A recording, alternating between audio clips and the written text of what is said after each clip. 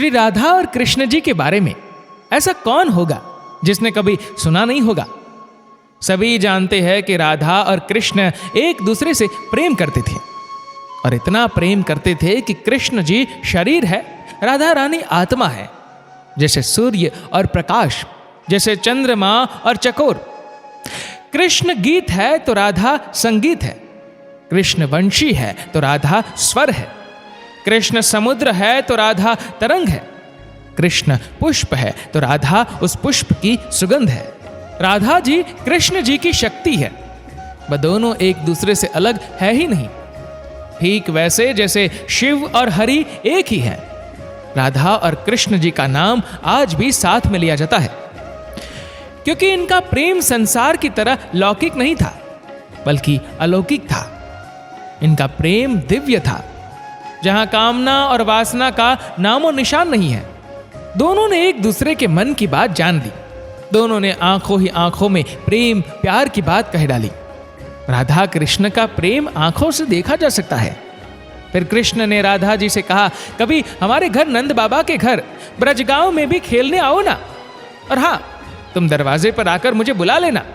कान्हा मेरा नाम है, और अगर तुम ये कहती हो कि मेरा घर दूर है तो कोई बात नहीं, तुम मन से एक बार पुकारना, मैं बोलते ही तुम्हारी पुकार सुन लूंगा। राधा, तुम्हें वृषभानु राधा जी के पिताजी जी की सौगंध है। सुबह या शाम को एक बार चक्कर जरूर लगा लेना। तुम बिल्कुल ही सीधी सादी और भोली भाली हो, कहीं रास्ते में तुम्हें कोई बहला फुसला ना ले, इसलिए मैं तुम्हारा साथ करना चाहता हूं। देवी राधा को पुराणों में श्री कृष्ण की शाश्वत जीवन संगिनी बताया गया है। ब्रह्मवैवर्त पुराण में बताया गया है कि राधा और कृष्ण का प्रेम इस लोक का नहीं बल्कि परलोक का है। सृष्टि के आरंभ से और सृष्टि के अंत होने के बाद भी दोनों नित्य गोलोक में वास करते हैं। लेकिन लौकिक जगत में श्री कृष्ण और राधा का प्रेम मानवीय रूप में था, और इस रूप में इनके मिलन और प्रेम की शुरुआत की बड़ी ही रोचक कथा है। एक कथा के अनुसार देवी राधा और श्री कृष्ण की पहली मुलाकात उस समय हुई थी जब देवी राधा 11 माह की थी और भगवान श्री कृष्ण सिर्फ एक दिन के थे। मौका था श्री कृष्ण का जन्मोत्सव। मान्यता है कि देवी राधा भगवान श्री कृष्ण से 11 माह बड़े थे और कृष्ण के जन्मोत्सव पर अपनी माता कीर्ति के साथ नंदगांव आए थे, जहां श्री कृष्ण पालने में जुल रहे थे और राधा माता की गोद में थी। भगवान श्री कृष्ण और देवी राधा की दूसरी मुलाकात लौकिक न होकर अलौकिक थी। इस संदर्भ में गर्ग संहिता में एक कथा मिलती है। यह उस समय की बात है जब भगवान श्री कृष्ण नन्हे बालक थे। उन दिनों एक बार नंदराय जी बालक श्री कृष्ण को लेकर भांडेर वन से गुजर रहे थे।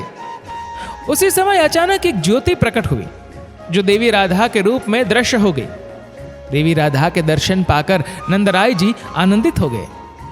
राधा ने कहा कि श्री कृष्ण को उन्हें सौंप दे। नंदराय जी ने श्री कृष्ण को राधा जी की गोद में दे दिया।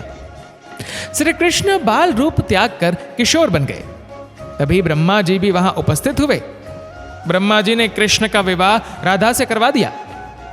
कुछ समय तक कृष्ण राधा के संग इसी वन में रहे। फिर देवी राधा ने कृष्ण को उनके बाल रूप में नंदराय जी को सौंप दिया। राधा कृष्ण की लौकिक मुलाकात और प्रेम की शुरुआत संकेत नामक स्थान से माना जाता है। नंदगांव से 4 मील की दूरी पर बसा है बरसाना गांव। बरसाना को राधा जी की जन्म स्थली माना जाता है। नंदगांव और बरसाना के बीच में एक गांव है जो संकेत कहलाता है। इस स्थान के विषय में मान्यता है कि यहीं पर पहली बार भगवान श्री कृष्ण और राधा जी का लौकिक मिलन हुआ था।